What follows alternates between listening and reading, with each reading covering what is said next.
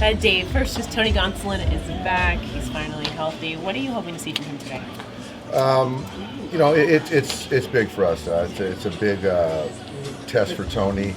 I think just to go out there and command the baseball, if we're fortunate, he can get through 3 innings. And potentially, if he wants to do another, thing in the pen after for a 4th up, that'd be great. But I think the hope is that he can get through 3 innings.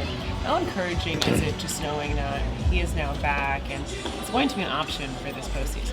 It's important. I mean, obviously what he's done for us this year and to kind of look at where we're at right now, for him to be able to take down 3 innings, then potentially over the weekend take down in our simulated situation to take down 4 innings, to then be ready in the postseason for whatever we need, would certainly be helpful.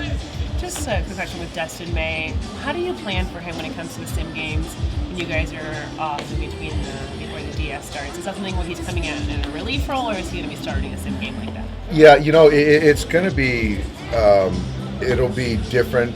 So I guess that whoever, we're only going to have 3 days of this sim game situation. So I don't know the alignment of it or how we're going to get guys out there.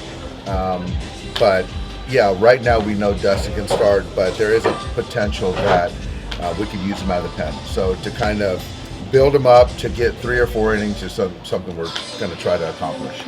Is the hope Tony's your game 4 guy, or are you guys still kind of evaluating that after this start and depending on how Dustin's feeling? Like, how do you guys kind of go about that particular slot? I think that where we're at as far as the timeline for Tony, the 2 options are 3 and 4. So that's kind of where we're at. If he's healthy, will he, or when he gets there, will he be starting games? Or is Yeah. there a way? If he's healthy, he'll start again. Chris Taylor wasn't moving real well in there today. What's the situation with him? I mean, it just came from nowhere. I mean, I think he had this a couple years ago or last year maybe. He just can't. He's not mobile. He can't move his neck. Stiff. It hurts. It's sore. Swinging the bat. So, I don't even know if Wednesday's in play. So, I'm hopeful we can get him in there Wednesday. But if he can't do that, then the only sample we're going to get at that point is the live ABs. Has he gotten the cortisone? He got a cortisone shot this morning, so that takes a couple, some time, anyway, 24 to 48 hours to kind of settle. What's the concern there? I mean, if he is ready, kind of the only way he can build up is these sim games. Like, how many at-bats would you like to see him have in those? I just don't think with a guy like Chris, I don't think it's a number. It's just more of, if he's in there, if his neck feels good, you have to. He's earned the ability for us to just trust him, and if he feels good and he's showing that his swing is not compensated, then I think it's a pretty easy decision. Are you concerned he might not be? Yeah, I am. Because when you're talking about the neck, there's a lot of things that you have to be dynamic as a baseball player, defensively, offensively, and from what I hear, swinging hurts his neck. So there's a lot of swinging going on too. So I am concerned. So you're saying there's a chance that he might not be on the DS roster?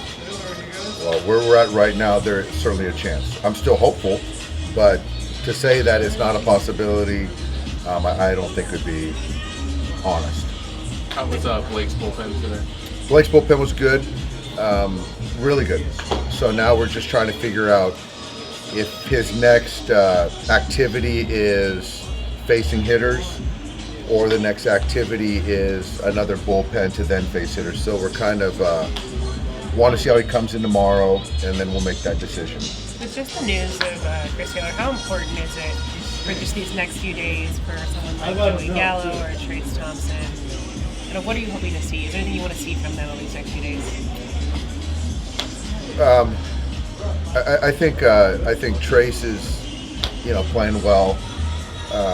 Obviously, Joey's scuffling a little bit, so I wanted to get him in there again today. So I'm trying to give him as many opportunities to take at bats in that big league game and see how he finishes up. So just go out there and keep competing, I guess. Yeah. And at this point, would you consider Gavin Lux as playing some left field in the postseason, or are you keeping him more second? I think we're going to keep Gavin at second base, and he's comfortable there, played there, pretty much all year, so he'll stay there. But Joey, there's always swing and miss even when he's going well. But what do you need to do to get him right? Is it just more contact? Is it just better approach systems? Or what do you need to see out of him? I think it's all of the above. You never want to tell a guy don't strike out. You just want to continue to encourage him to take good at bats, but we already know there's going to be swing and miss in there. So I just think for me, it's just continuing to encourage him to go out there and compete and to try to take good at bats. And one more with Taylor. How different is it from the one last year? I know we asked that yesterday. We've been able to kind of get any information with Taylor. The next thing, is it similar to what he had last year?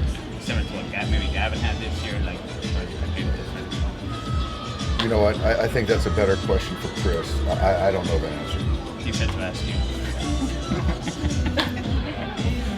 So, being it not my neck, I don't want to bring Gavin into this, but I think it is similar to what he had last year. Hey Dave, with Julio, are you locked into him being only a starting pitcher for you in the playoffs, or are you leaving the door slightly open to him helping you out of the bullpen on bullpen days or whatever? I don't want to. I don't want to close the door on anything right now, Alden. I don't know how the playoffs are going to play out. So I do know that I'm certain all of our pitchers, starting pitchers, would be available, obviously to start, and if it makes sense down the road in a crazy series, to be available if their health isn't compromised. So, but in a perfect world, our expectation is for him just to be a starter. How real do you think maybe that temptation might get for you, though? Just knowing that he could pitch the ninth inning because he's done it before, and the questions you have there, like how big do you think that temptation might be to use him in those situations when maybe you might not want to? I think it's probably as less compelling as it's ever been for me this year, considering the possibilities of arms that we're going to have in the pen. It's interesting because this is the first year in a while that you don't have one set closer. Why is it different this year, and why is it less compelling this year than every year? I just think that the talent, the arm talent we have, the neutrality, the floor is considerably higher as a group than it has been. Is there also a tendency for you just in this stage in Julio's career to just want him to just stick to being a starter for you, just given how important he's going to be for your rotation? No, that's not the factor. I think the factors are that, what options do we have at that moment in time, if it isn't compromising his health or future. But I think that you can look at, and I would say virtually every postseason, managers are using starters in various roles. Sometimes they work, sometimes they don't. So I just don't think it's smart to just close that door.